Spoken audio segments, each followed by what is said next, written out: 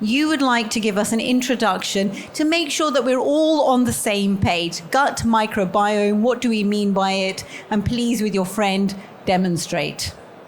Thank you. Thank you very much, Amandeep.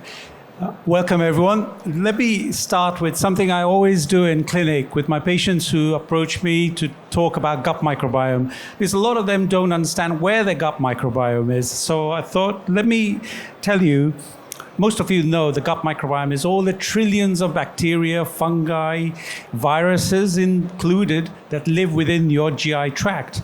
But let's be more precise. The gut microbiome consists of all these organisms along with their metabolites that they produce, and it's confined to the large intestine. This is the large intestine, and this is the part that the body houses all the bacteria that consists of the gut microbiome. And remember, just a brief reminder, you eat, it goes into your stomach, churns with all the acid, goes into your small intestine where it's absorbed. All of this portion of the small intestine is sterile. No bacteria should be there. Now, the interesting part of the gut microbiome you must ask is, why does your body, your immune system, make certain that this portion is sterile, but yet allows trillions of bacteria live here, produce all these substances? And that's the magic of the gut microbiome, and I think you'll discover a little bit more why that is the case.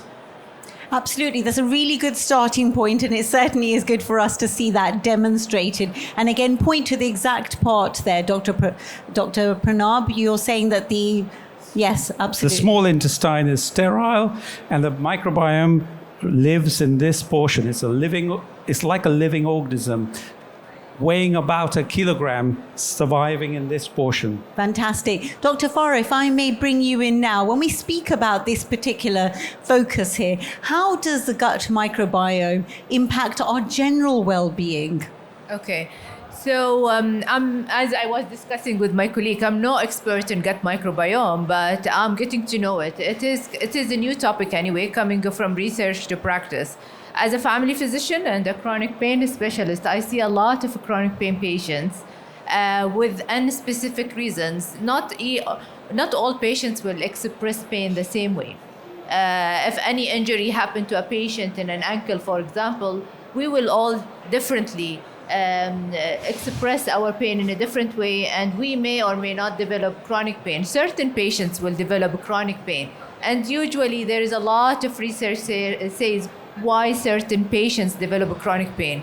There is a chronic pain syndrome. There is patients with pain that no one wants to see them, like a fibromyalgia patients, for example, or irritable bowel disease patients that they come, or chronic migraine patients. Usually those patients are devastated patients and they are depressed patients. And then the research found that there is a relationship between the gut microbiome and what is called a brain-gut axis, and it affects how each patient expresses the pain and how much this may affect their long-term chronic pain syndrome presentation. I think that's a really interesting perspective, and we appreciate you, Dr. Farah, there, talking to us from the chronic pain perspective and linking the two, but also saying that it has a more of a holistic approach. Yes. We need to be a bit more broad-minded when we speak about it. So thank you so much for that. If I may bring in Dr. Laith now, in terms of just setting the scene, when it comes to the gut microbiome, what are some of the things that we should have at the forefront of our minds? Thank you very much for the invitation. I will start with where my colleagues has ended in terms of pain and the importance of gut microbiome. So as Dr. Pranab said, microbiomes are actually a community of trillions of microorganisms, which is fungi, bacteria. They reside in our gut. And they have a major role in terms of conditions such as, mental health. We know the gut and the brain, they talk to each other. There is what we call the gut-brain axis. basically all these metabolites from the microbiome can affect on the way we perceive pain and on the serotonin, for example, or the hormones, the happiness hormones, which are secreted from the gut. And as Dr. Farah said, the conditions such as chronic pain, myalgia, IBS, they are strongly related to the diversity of the microbiome we have in our gut. Not only that, the microbiome also contribute to our metabolic health. So they help with the way we burn calories and the way we store the fat. So I am a hepatologist by training and in addition to being gastroenterologist, and we have seen an increase in fatty liver disease in our community. Yes, genes and lifestyle plays a role, but microbiomes, they do affect the way we store fat in our body, and the changes has affected what we call the metabolic syndrome. In addition to other functions of microbiome, such as the digestive health, in terms of the absorption, the immune system, we have seen over the decades, we have seen change in the pattern of diseases we see. There is increase in immune conditions, autoimmune conditions. There is increase in cancer. And one of the theories that in addition to the external factors, we have internal factors, which is the microbiome, which could have contributed to this rising incidence and unchanged pattern. That's really interesting. And I think you made some really astute points. We're going to try and unpack a lot of what our speakers are saying. If I can bring in Farah here. Farah, I mentioned we started talking about this at Arab Health 2024. And of course, before that point, but certainly since I've been part of the M42 events and I've been on stage with you before, Farah, this is quite a trendy subject. It's on social media, but people have perhaps a misconception of the subject.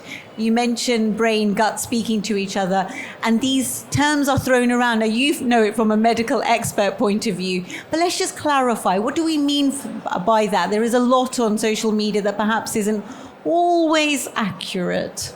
Thank you, Amandeep. I think it's really important to recognize the importance of the gut microbiome and the fact that almost on a monthly basis, there are 500 new articles that are being published in this field. And I certainly agree in terms of a lot of misconceptions relevant to the gut microbiome, but we do know that the gut microbiome has many key benefits. As Dr. Laith mentioned, they have an important part to play in digestive capacity, producing neurotransmitters, producing hormones, vitamins. They help prevent against, pathogenic bacteria. And it's a thin line between, that balance and having what we call a dysbiotic microbiome, or a microbiome that's not balanced, basically. And so they definitely have a lot of key benefits. We live synergistically with our microbes or our microbiome. And we did speak about the gut-brain axis, but there's really the gut bone axis, the gut joint axis, the gut muscle axis, the gut mitochondria axis. So the gut is really linked to every single part of the body. And oftentimes, when we want to address something like metabolic health imbalances, arthritis, any autoimmune condition, MS, rheumatoid arthritis, we tend to, not look into the microbiome, but it's a very key component in the context of an overall assessment. And so to recognize the importance of the gut microbiome in overall health and well-being and in the context of longevity is really important. And to correct a lot of misconceptions, it's really up to, platforms like this to shed some light on key misconceptions. And I think that's exactly why we're really excited to have you all here and share you with my audience. I did promise that we would open it up. I think Farah makes a really impactful point, which brings together a lot of what our speakers have said. We need a holistic approach to health, but also to centralize gut microbiome in that conversation. Who would like to ask a question? Please do indicate. Do not be shy. Fantastic. We've got two brilliant first people here who've been brave. Oh, third. Brilliant. Feels like an auction. So first of all, may I please come to the gentleman who put his hand up first. Do we have some microphones? Fantastic, sir. Please do, and then pass it around, and then we'll go to you, or the lady who's next to you, and then come to you. So quick questions, who would you like? And please introduce yourself. Thank you very much. I am Azam Kiyase. I'm a friend of all my colleagues. I'm a friend of ours today. And I am clinical microbiologist. What you are doing today is fantastic.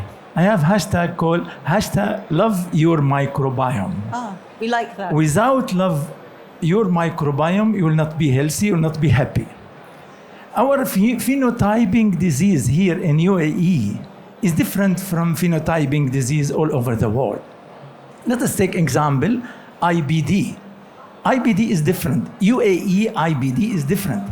I have so many projects. One of the project is IBD microbiome signature project. Fantastic. I'm going to just push you to ask your questions because we know we got another 2 people coming up. How we can start to make our project on real life. Okay, fantastic. So how can we make something which is possibly theoretical, bringing it to wider application? Is that what you're saying? No, I didn't understand. The project? Your question is how we can start testing our patient microbiome in a proper way so we can find proper treatment for the patient, and in the window period for IBD I'm talking, we can find proper diagnosis for the patient. Fantastic, brilliant. Who would like to take that on? Thank you. I may not be able to completely answer the question of how we do it because that's a bigger question about collecting together, organizations coming together to form some sort of microbiome database as such. But you touched upon IBD, and you're absolutely right. In IBD, which is a very common and a growing problem in UAE, in Dubai, for instance, the microbiome is very different to a patient with IBD compared to somebody without IBD, and doing something about it has a positive impact on them. And when we I think IPD, this is something we're going to talk about in the future. We're all on the future. same page. IPD, we mean? IBD meaning ulcerative colitis and Crohn's disease. So these are common conditions, and there's a way to tackle this currently with lots of medicines, but I think in the future, which we could touch on, is going to be about mapping the microbiome and getting data from it to work together with all the blood tests and the scans and the endoscopy. So together they formulate something, and you're going to use AI to work it all together to give you an answer of what's the best medicine. Okay, fantastic. We're going to pass the microphone on to, thank you for that question. Please do ask your question. Thank you so much. My name is Dr. Samira Hassan. I'm a family physician here in Dubai. I recently joined from the NHS myself, working at an American hospital. So one of the key questions I get, and I notice is a huge difference between my practice in London compared to here, is I get a lot of well patients coming in asking me about the different types of probiotics they can take. Doctor, is this the good one to take? You know, all kinds of different brands. And then my answer always tends to be try and take the natural probiotics, i.e., things in food, fermented foods in particular, sauerkraut, kimchi, live yogurt. So I just wanted to get your consensus on when a patient is quite well, as in, or they may have mild symptoms of IBS, not necessarily IBD. What would you advise in terms of the best way to improve their microbiome? Would you suggest capsules or the supplements available over the counter is ideal, or would you suggest food in the first instance? Okay, who would like to take that question on? And thank you very much. I'll mention the clinical aspect, and I think Farah is ready to jump onto the diet aspect. I think in terms of IBS, the evidence behind microbiome treatment in IBS is still evolving. Because we know IBS is a multifactorial illness. It's not a microbiome illness. It's a contributing factor. I get asked this question at least 10 times a day from my patients. And I do have a favorite brand, but I'm not going to promote it on the stage. But I'll mention you later. But as long as we have a diverse microbiome supplements in the probiotic, because an higher number of microbiome, I would suggest this one. IBS patients, if they have deficiency of dysbiosis, then they will benefit. If they don't benefit in the first few days, I would possibly suggest to stop it because it can increase the bloating and the symptoms and change the dysbiosis. Okay, that's but really in terms of the diet, I will leave Farah to, she's the expert. Before we get Farah in, can we please pass the mic to the lady there so we're ready to get that question in as well? Very good question. Farah, diet. Sure. Thank you, Dr. Laith. We always promote a food-first approach, right? So whether you want to recommend whatever medications, probiotics or whatnot, diet has to be addressed regardless.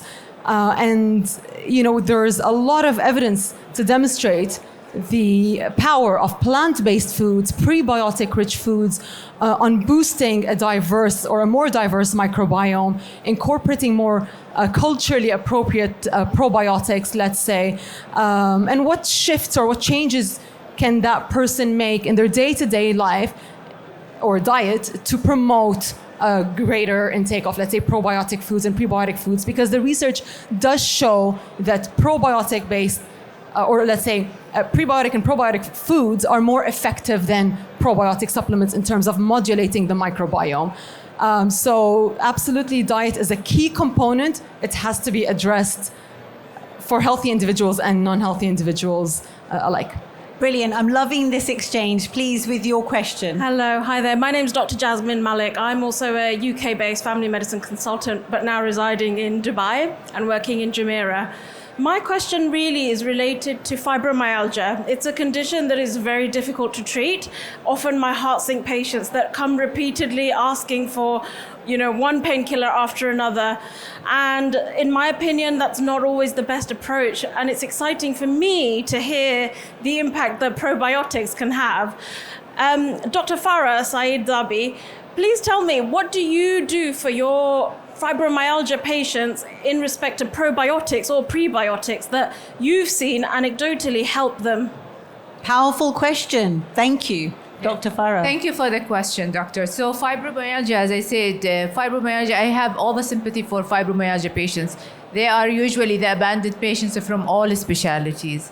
And there is no one perfect answer for those patients, and they differ. Even male and females, they differ on their presentation for fibromyalgia. And as our host said, it is the holistic approach. There is no one answer for that. Definitely probiotic and changing lifestyle, including diet, introducing more healthy diet, fibers, probiotic, prebiotic, starting with diet will make an influence. Definitely opioids is not an answer. Pregabalin, gabapentin is not an answer. It's changing, having a proper lifestyle modification, the right exercise, the right amount of sleep is the answer for fibromyalgia patients. And always I tell my patients, it's the brain, gut, and body relationship. They have to understand their body. When you understand your body, then you will be able, from inside to outside, then you will be able to manage your pain. I don't claim a lot of success stories with the chronic pain patients in general, but a lot of my patients, I taper down them from medication, and it takes me time. And once they accept that lifestyle modification, including diet and exercise and proper sleep, it changed a lot of them. And some of my patients, they are zero medications. They are only in supplements, exercise and healthy diet. I think that's really interesting. I'm going to bring in Farah in just a moment. Can we please get the mic to the gentleman here? He has a question. So the gentleman in the maroon. Dr. Farah, you speak very acutely to the title of this session about balancing better health. And as you say, it's a balance. Farah, would you like to make a quick point? Yeah, thank you very much, Dr. Farah. I did want to add that especially for fibromyalgia, you see a lot of mitochondrial dysfunction. And there is that microbiome-mitochondrial link.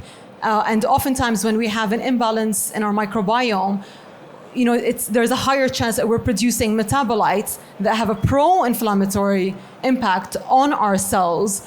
And therefore, again, looking into whether it's diet and supplements and how we can modulate the microbiome, that in turn will support cellular health and mitochondrial function, and can be part of a treatment protocol for individuals with fibromyalgia. That's really interesting. And to bring in the gentleman, a very quick question, please. Yes. Good evening to this bench. My question is to this bench. I just want to know how AI can get better excellence on the perspectives of microbiome, and how we can get the healing with the help and with the strengthened help of AI.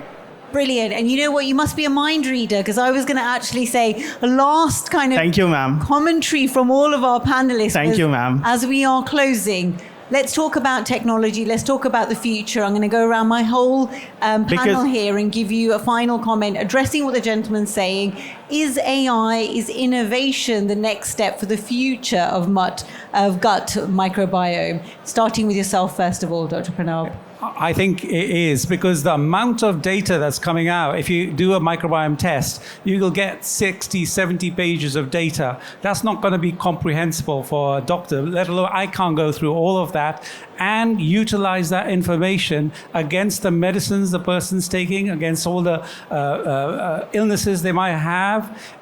you need something to correlate all of that. It's not going to be practical for a single person to do. And I think that's what's happening. I can see innovation along those lines already coming in. They're present in the States, and I think they'll be present here as well, enhancing all of this data, collecting it together and giving you a much more personalized, individualized result, which you can make good sense of as a doctor. Sir, actually, this is a little bit horrible question from my side because I am from India. And India, lots of people, they are creating a myth.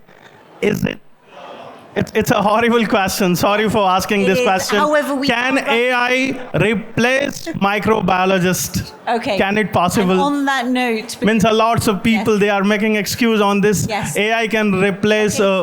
Yes, sir. We're running out of time, so I'm going to conclude your question. Sorry. Okay, ma'am. And if the mic... So this is my last question. Yes. Can AI replace microbiologists? Yes, we've heard you, so thank you. Now I'm going to speak to my panelists.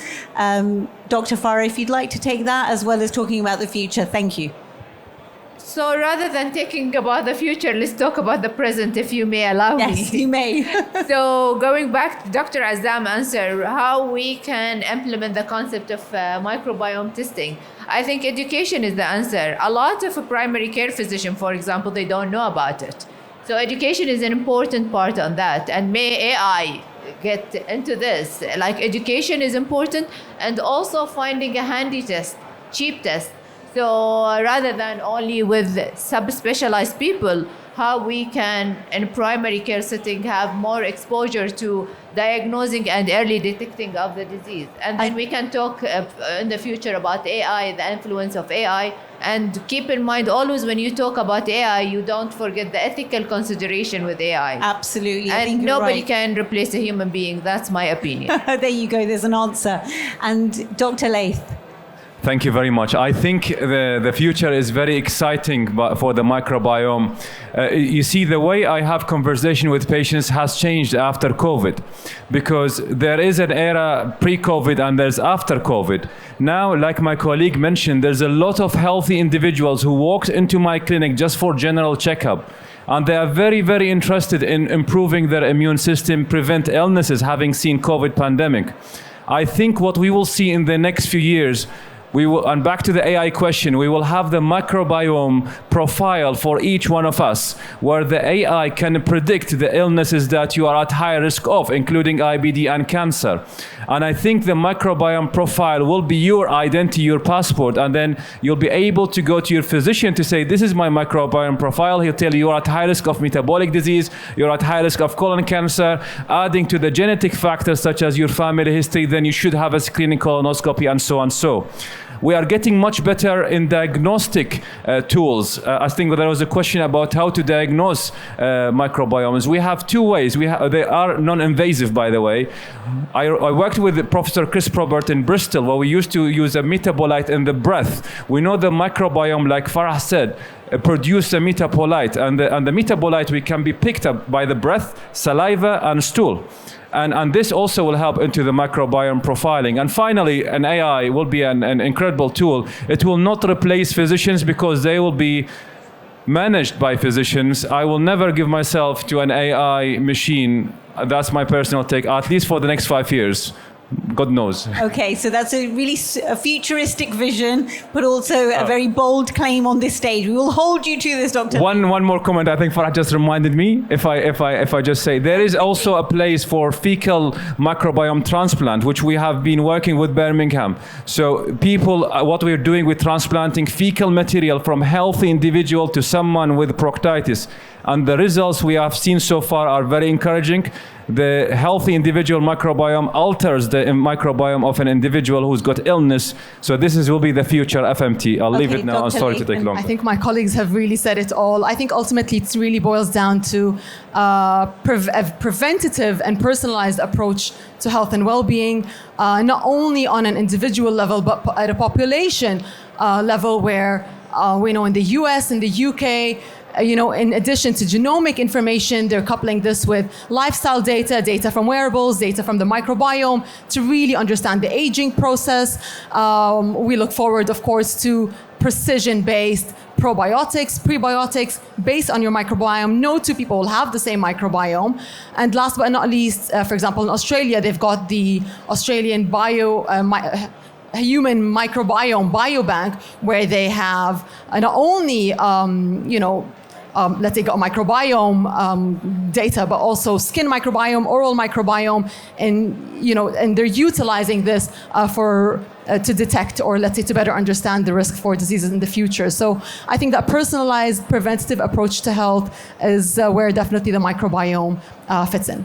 Absolutely. And your answer ties together the four main Ps that M42 is focusing on: prevention, precision, prediction, and partnerships. And on the note of partnerships, it's been wonderful to partner with you all to be here on this journey. I do appreciate this. This is merely a taster when it comes to this subject matter. I knew that this would be a really interactive exchange. I do appreciate our audience being so dynamic and coming forward with your questions. My speakers are super approachable. Do approach them off stage and put any burning questions you may have to them individually. But on this note, as we are out of time, please give them a big round of applause for joining us here. Day 2, our concluding panel discussion for M42. We're going to set the scene for our next session, which is a launch announcement. And I'm just going to ask our speakers to take center stage as we get a photograph before we release you. Thank you so much.